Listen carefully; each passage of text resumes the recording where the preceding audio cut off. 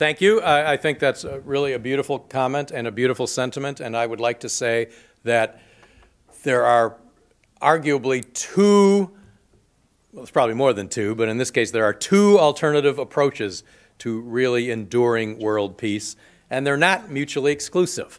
And one is what I talked about today, about really replacing the anarchy among nations with the rule of law, with something like government, with something like law and law enforcement.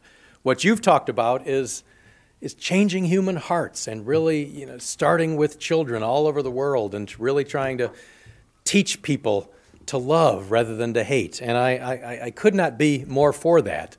But you see how I think both things ought to be done. We ought to really try to create new institutions so that, if I can put it this way, and I didn't really put it this way during my talk, so that the civil society and rule of law that exists within cities and within states in the United States and within countries can also exist on the global level, so that we're not armed against ourselves, but also doing the kind of work that you've articulated to really kind of teach peace and teach love and teach harmony.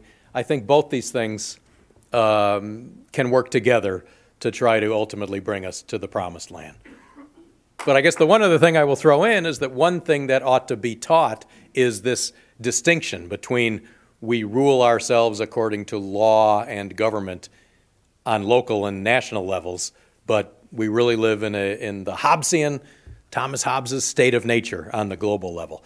That idea that, if I can cite all these big names I've cited, that ancient solution ultimately to the problem of war is something I would like to see taught to children and also be part of our contemporary conversation. So I think it's kind of a win-win, and I think all of those things ought to be done. And I think it's a really beautiful vision you articulated. Thank you.